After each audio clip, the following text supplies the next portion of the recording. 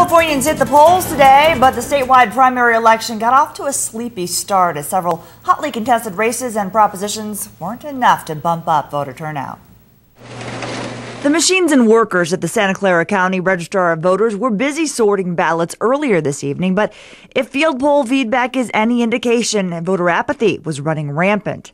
The Registrar of Voters predicting a 35% turnout statewide in California. I want my voice to be heard, and I do feel kind of bad that other people don't come and vote, because if they want to complain later, they have no one to blame but themselves. It makes me believe that people have kind of given up. The director for San Jose State's Policy Research Institute says the lack of a competitive presidential race and no compelling statewide issues are the reason for the apathy. She says the outcome of ballot measures will be decided mainly by older, more conservative voters. For example, in San Jose, we have a pension reform measure on the ballot, which is likely to be supported by more conservative voters. Tuesday's elections operated under a modified closed primary system, which allowed voters who declined to state a political party access to participate in the party's primary if they approve.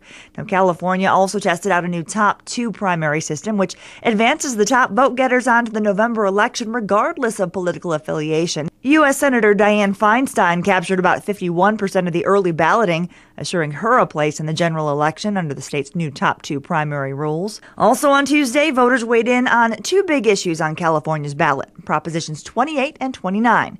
Prop 28, the term limits initiative, would allow state lawmakers to serve longer in either the Senate or Assembly, but reduce their overall time limit in the Capitol from 14 years to 12 years. And Prop 28 appears to be on its way to an easy victory. With a small percentage of precincts reporting Tuesday evening, Prop 28 was winning by almost a 2-to-1 ratio. Voters also decided whether or not to approve a tobacco tax. Proposition 29, championed by cycling legend and cancer survivor Lance Armstrong, would impose a $1 per pack tax on cigarettes and other tobacco products. And while voters favored the initiative before the campaign began, polls tightened in recent weeks after a barrage of industry-funded opposition ads across the state. Now, Prop 29 would raise $735 million annually for cancer research. Now, voters were passing the tobacco tax by a slight margin in early results posted on Tuesday night by the California Secretary of State's office. Now, again, those projections were based on initial returns of about 15% of voters. If approved, the higher cigarette tax would take effect starting in October.